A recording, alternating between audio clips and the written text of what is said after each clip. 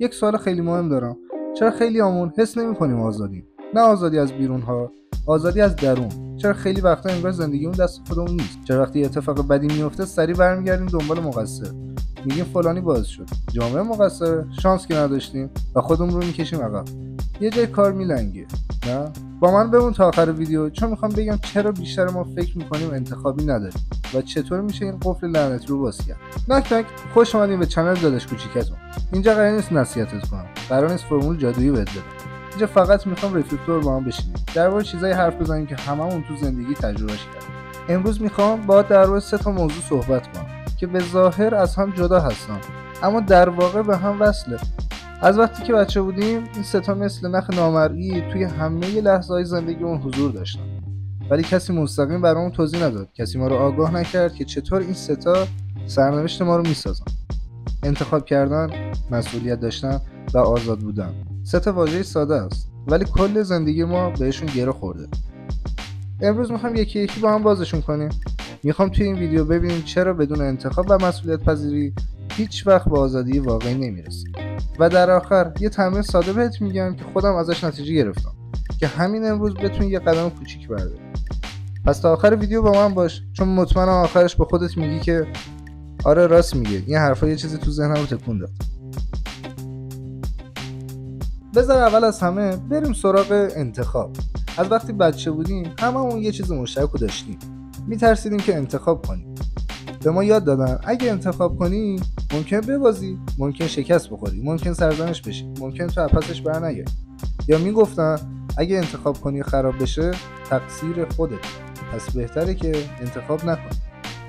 کم کم یاد گرفتیم انتخاب نکردن رو ترجیح بدیم، یا اینطوری بگم بهتره ما رو از انتخاب کردن ترسوندن.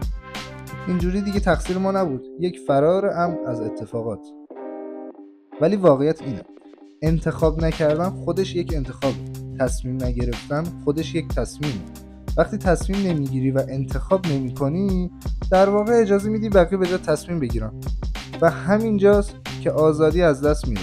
حالا به نظرت چقدر به جای ما تصمیم گرفته شده؟ یک مثال خیلی ساده که توی همه ماها مشترکه رو بزنم.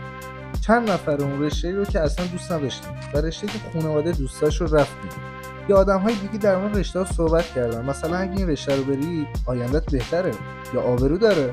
از این جملاتی که هممون در جریانش هست، چون می‌خواستیم آدم خوبه یه خانواده باشیم، خانواده خوشحال باشه ولی من نباشم.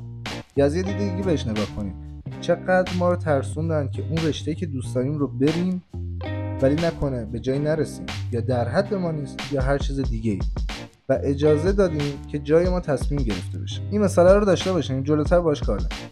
حالا در ادامه همین موضوع فقط بحث کنکور نیست. فکر کن به انتخاب شغل. چند نفر اون رفتیم سر کاری که هیچ علاقه‌ای نداشتیم، فقط چون گفتن حقوقش خوبه، پولش خوبه. یا انتخاب رابطه‌مون. چند بار موندیم تو رابطه‌ای که حالمون رو بد می‌کرد، فقط چون می‌ترسیدیم انتخاب کنیم و تنها بمونیم. یک لحظه صادقانه به خود جواب بده. آخرین باری که واقعا از ته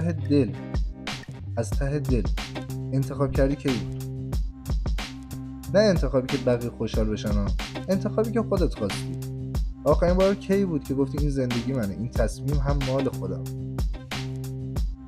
ببین خفن، انتخاب کردن ترسناک به نظر میرسه، ولی انتخاب نکردن خیلی ترسناک‌تره.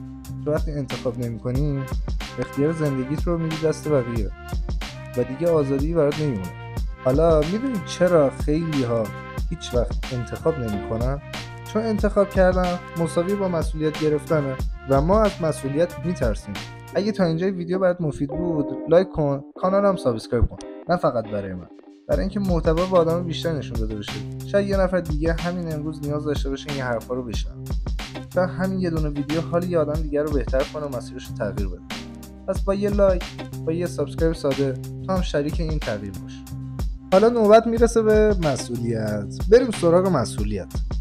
خیلی‌ها فکر میکنن مسئولیت داشتن بار اضافیه، یعنی سنگینی و فشار، ولی حقیقت برعکسه. مسئولیت در اصل یعنی قدرت انتخاب. وقتی مسئولیت زندگی تو قبول میکنی یعنی آره این تصمیمم بود و منم جوابشو میدم. دیگه نمیگی سرنوشت مقصره یا بقیه باعث شدن. بیا یکم با هم بازترش کنیم. وقتی ما رو ترسوندن از انتخاب کردن، مسئولیت چیزی رو قبول نمی‌کنیم و اگر اتفاقی بیفته، اگه اون کنکوره رو قبول نشم، بقیه رو مقصر میدونیم، چون اونا گفتن این بهتره یا اون بهتره. ولی اگه خودمون انتخاب کرده باشیم و مسئولیت رو قبول کرده باشیم، هر اتفاقی بیفته میگیم اوکیه، تصمیم انتخابش با من بود و اگه نرسیدم یه راه دیگه پیدا میکنم براش، درستش میکنم یا کار دیگه انجام میدم براش، غر نمیزنم بابتش، مقصر کسی رو نمیدونم. این لحظه است که قدرت واقعی شروع میشه، چون وقتی مسئولیت دست تو باشه، آزادی هم دست توه. آزادی بدون مسئولیت یه توهمه. میدونیم مثل چی مونه؟ مثل پرنده‌ای که بال داره ولی نمیدونه پرواز کردن یعنی چی. مدام ترسوندنش که تو نمیتونی پرواز کنی شاید اتفاقی باید بیفته و براش تصمیم گرفتن که میخوای پرواز کنی چیکار؟ همینجا بشین زندگی تو بکن. مثل خیلی حرفایی که ما از بچگی شنیدیم. مسئولیت بالهای آزاری فعال میکنه. یه مثال دیگه در مورد مسئولیت پذیری به عنوان داداش کوچیکت داشته باش. وقتی میخوایم لباس یا شلوار یا چیزی رو بخریم، نظر بقیه رو میپرسیم و اون چیزی که خودمون دوست داریم و تصمیم داریم و نادیده میگیریم و اون لباسی رو میخریم که بقیه خوشش اومده. دقت کردیم این موضوع؟ و میدونی که دلیلش چیه؟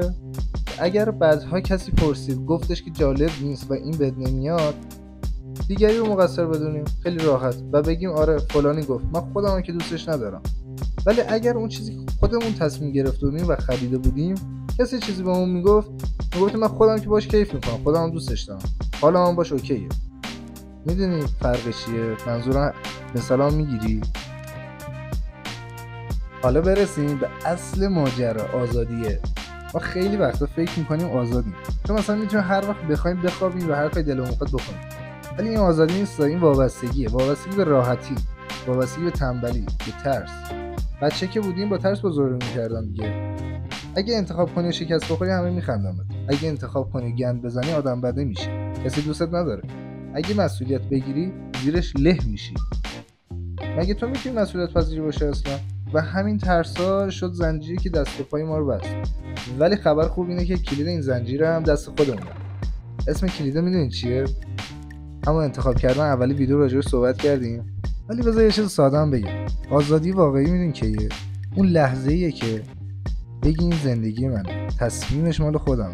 آقا بله سختی خودش هم داره، شکست میخوری، گاهی هم زمین میخوری، ولی همون لحظه که مسئولیت زندگیتو میگیری، یه قفل قدیمی توی وجودت باز میشه، یه هوای تازه‌ای میاد شبیه پرواز. به هر بار که انتخاب میکنی، حتی اگه کوچیک هم باشه، یه تیکه از اون زنجیره رو باز میکنی. انتخاب کردن مثل عضله میمونه، هر بار که ازش کار بکشی قوی و قوی‌تر میشه.